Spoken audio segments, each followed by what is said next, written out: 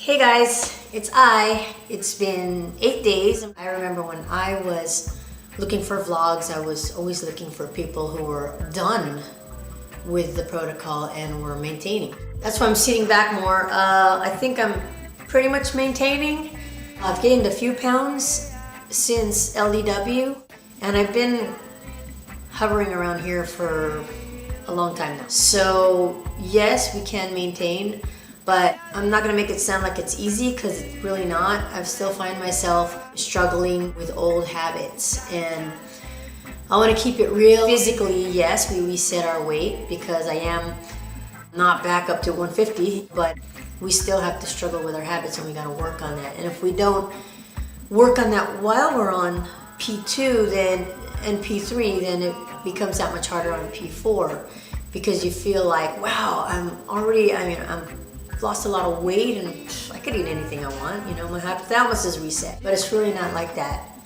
It's more like, yeah, my weight wants to settle here, but if I go back to my old habits again, it's not gonna settle here. So one of my major habits was eating while I'm bored. As the whole family, we went to visit my best friend. And no lie, we really didn't have anything to do because it was still cold down in SoCal. It was warm on some, parts of the weekend, but we ended up staying home most of the time. I didn't have anything to do. I basically just ate. So I ate things from steak to cheesecake. We went to a restaurant called, we picked up food. See, we didn't even go out to eat. We just picked up the food. Some of you guys are from SoCal. It's called Wood Ranch Barbecue, and basically picked up a bunch of meat. And my brother was with me, so he was on P3, and he was doing great.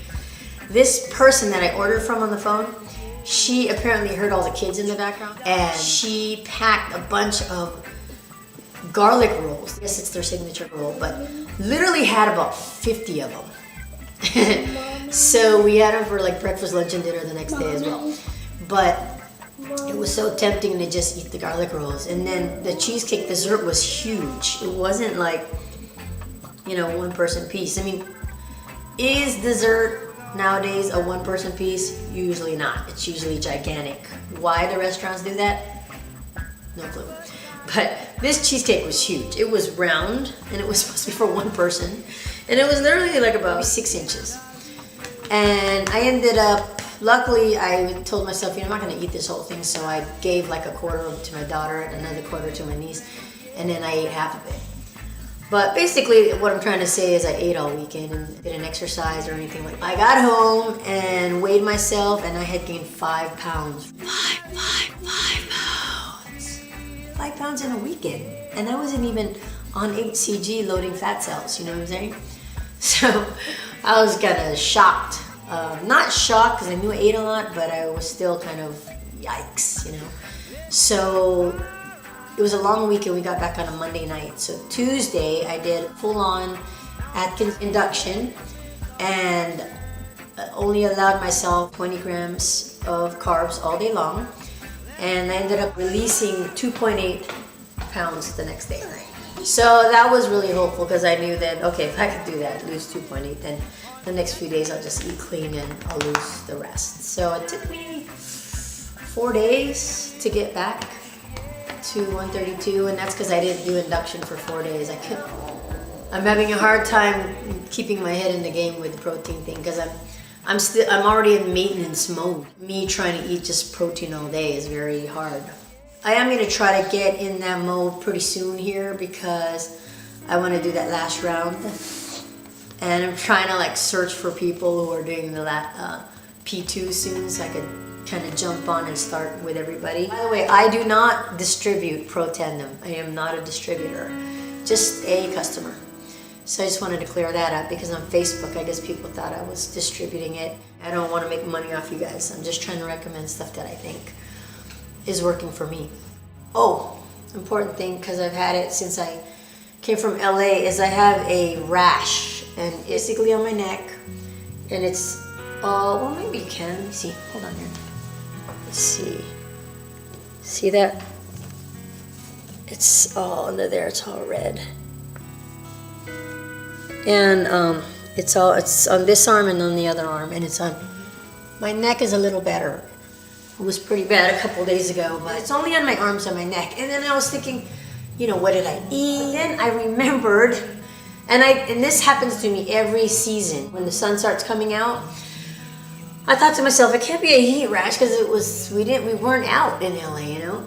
But then I remembered, oh yeah, we were. Saturday, we were out on the bleachers in the sun for like 3 hours straight watching my niece's softball. So that's what it is. It's a heat rash, and I get it every year, the beginning of the season, because I'm so fair-skinned that once my skin sees the UV rays for the first time, especially in Southern California where it's hotter, it reacts badly. So I didn't put sunscreen on because I didn't, you know, it's been winter, you know. It's still winter here, it seems. It's so foggy and cold.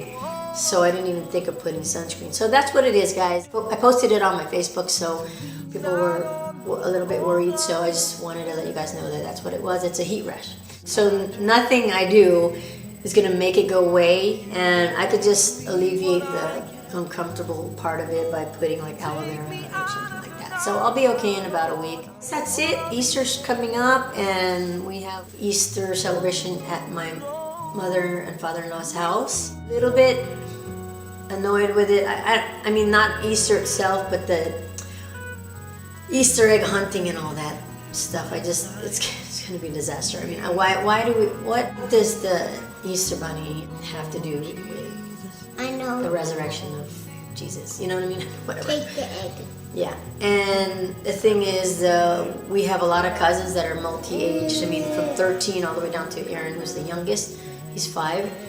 And they're just going to compete. They have no, like, empathy. Older kids don't have empathy for younger kids, so they'll just be really competitive on the eggs. And I could just see that this little guy will be crying by the end of the Easter egg hunt. So, I don't know, whatever. I think that's it. You don't think he'll be crying? No. Yes, he will. If you get all your prizes, you will. Let me see a couple of movie reviews.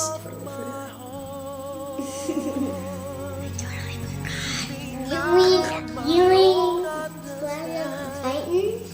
I watched Clash of the Titans, and I told you.